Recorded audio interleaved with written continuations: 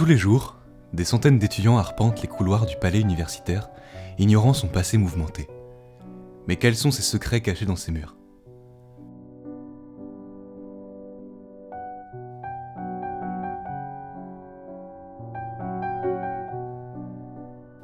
Alors que l'Alsace-Moselle fait partie de l'Empire allemand, les Allemands, avec la participation financière et le soutien du Kaiser, Guillaume Ier, décident de construire une grande université à Strasbourg.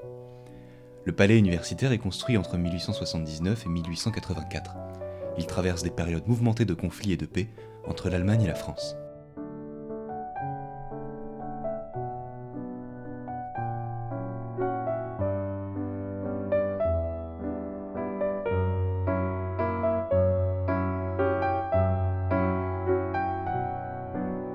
Faisons un petit voyage dans le passé. 1884, le palais universitaire vient d'être inauguré. Il fut imaginé par un architecte allemand, Otto Warf. Des fleurs ornent le plafond, un dallage richement orné recouvre le sol, et l'ensemble du bâtiment est d'inspiration Renaissance italienne.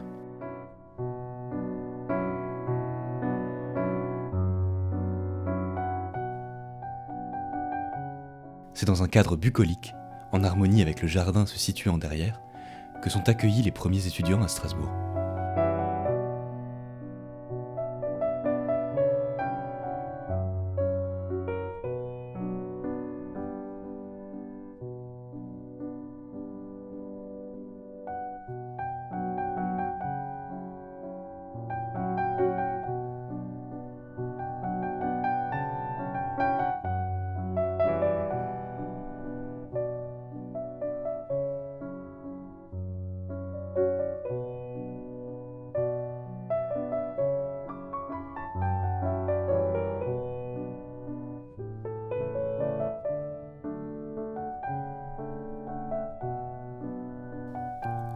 À la fin de la Première Guerre mondiale, en 1918, l'Alsace-Moselle revient à la France.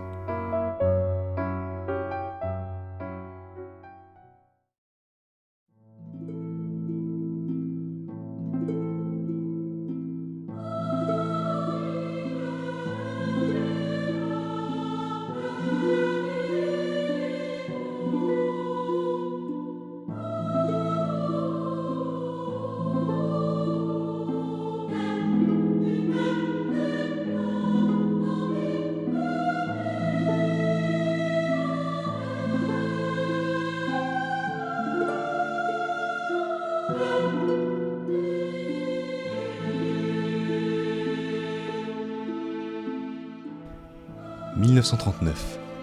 Les Strasbourgeois, tout comme les étudiants, sont évacués pour échapper à l'invasion allemande à venir. Après de grandes campagnes orchestrées par les Allemands, certains Strasbourgeois et étudiants retournent en Alsace. À Clermont-Ferrand, les étudiants alsaciens ayant quitté l'université de Strasbourg subissent de nombreuses rafles à petites échelles entre 1939 et 1943, dont une dernière intentée en 1943, faisant de nombreuses victimes.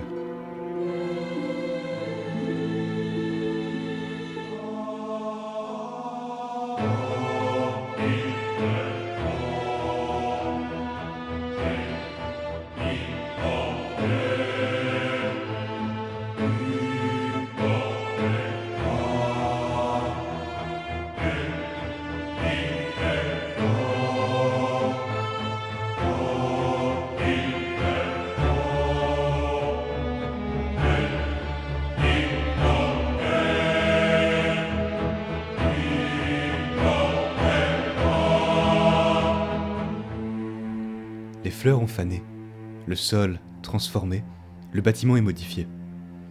Une statue virile et masculine, symbole arien, trône sur l'Ola.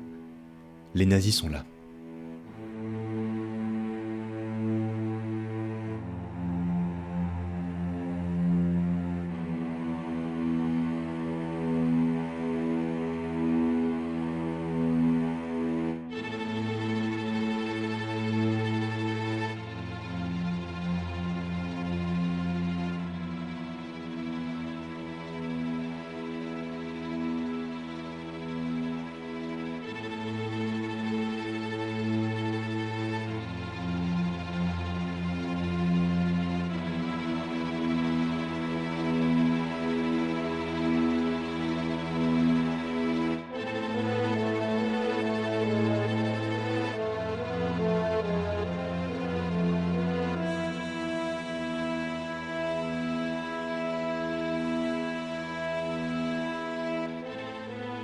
Au début des années 1940, les nazis envahissent le nord de la France et annexent l'Alsace-Moselle.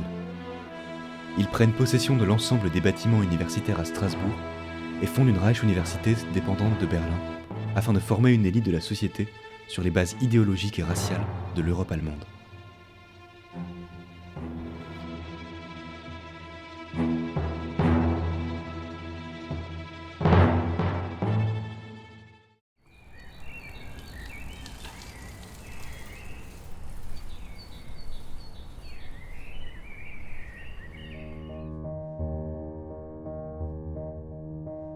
Au lendemain de la Seconde Guerre mondiale, en 1949, le palais universitaire accueille en son sein le premier conseil de l'Europe et les plus grands dignitaires du monde d'après-guerre.